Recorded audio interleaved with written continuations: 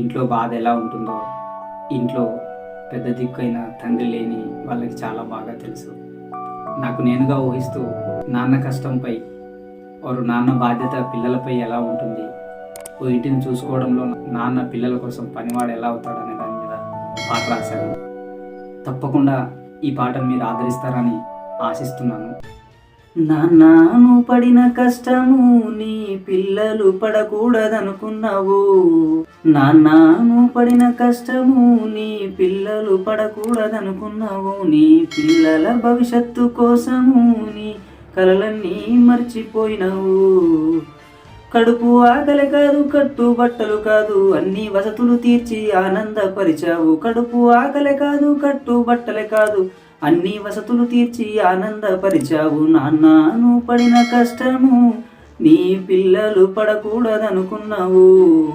కంటికి సరిపడ కొనుకు లేకున్నా, ఒంటికి అలసట తీరలేకున్నా. కంటికి సరిపడ కొనుకు లేకున్నా, ఒంటికి అలసట తీరలేకున్నా.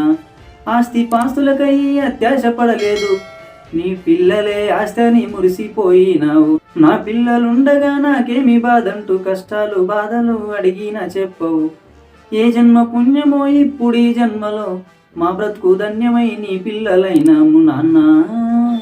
నాన్న నువ్వు పడిన కష్టము నీ పిల్లలు పడకూడదనుకున్నావు.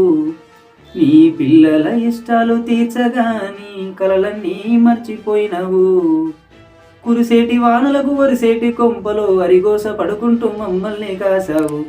కురిసేటి వానలకు వరిసేటి కొంపలో అరిగోస పడుకుంటూ మమ్మల్ని పెంచావు. వానలకు తడిసిన చలికి వణికిన గాని ఎర్రటి ఎండల్లో ఎంతో కష్టపడి నీకంటూ ఏమీ చేసుకోలేదు. ఏదడిగినా మాకు కాదనక ఇచ్చావు. నీకంటూ ఏమీ చేసుకోలేదు, ఏదడిగినా మాకు కాదనక ఇచ్చావు. నాన్న నువ్వు పడిన కష్టము నీ పిల్లలు పడకూడదనుకున్నావు. నీ పిల్లల భవిష్యత్తు కోసము నీ కలలన్నీ మర్చిపోయినావు.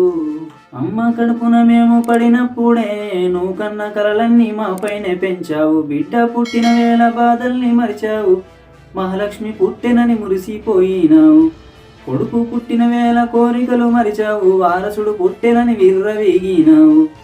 బిడ్డ పుట్టిన వేళ బాధల్ని మరిచావు. మహాలక్ష్మి పుట్టెనని మురిసిపోయినావు. కొడుకు పుట్టిన వేళ కోరికలు మరిచావు. వారసుడు పుట్టెనని విర్రవీగినావు.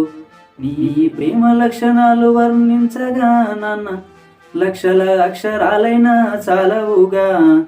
నీ ప్రేమ లక్షణాలు వర్ణించగా నాన్న లక్షల అక్షరాలైనా చాలవుగా. ఇక్కడ బాగా అర్థం చేసుకోవాల్సిన వాక్యాలు. ఆలోచిస్తూ పనిలో ఉండగా ఈ దేవుడు అంటారు. కనిపించని దేవుడు ఎక్కడో ఉంటాడు. కనిపించే కన్న తండ్రి నాన్న మనతో ఉండి వెళ్ళిపోతాడు. ఇలాంటి బాధ్యతలు తెలియని తరుణంలో వస్తే ఎంత బాధగా ఉంటుందో ఆ కుటుంబంలో బాధ్యతలను ఎదుర్కొంటున్న పిల్లలకు బాగా తెలుసు. అప్పుడు అనిపించింది దేవుడిపై కోపంతో ఇది రాశాను.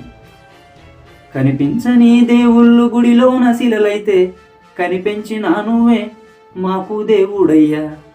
కనిపించని దేవుళ్ళు గుడిలోన శిలలైతే కనిపించిన నువ్వే మాకు దేవుడయ్యా. మమ్ము కనిపించిన నువ్వే మాకు దేవుడయ్యా నాన్న అని తండ్రిని తలుచుకుంటూ రాసిన పాట. ఇదేంటంటే తండ్రి తల్లి మనతో ఉండగా ఏది ఉన్నా లేకున్నా ఎప్పటికీ మనసు బాధపడేంతగా వాళ్ళని బాధ పెట్టొద్దు. ఒక్కసారి దూరం అయితే తిరిగి తెచ్చుకోలేం కదా. ఆస్తి సంపాదిస్తావు, ఆప్తులం కాదు. అలాగే ఈ పాట మా నాన్నకి అంకితం.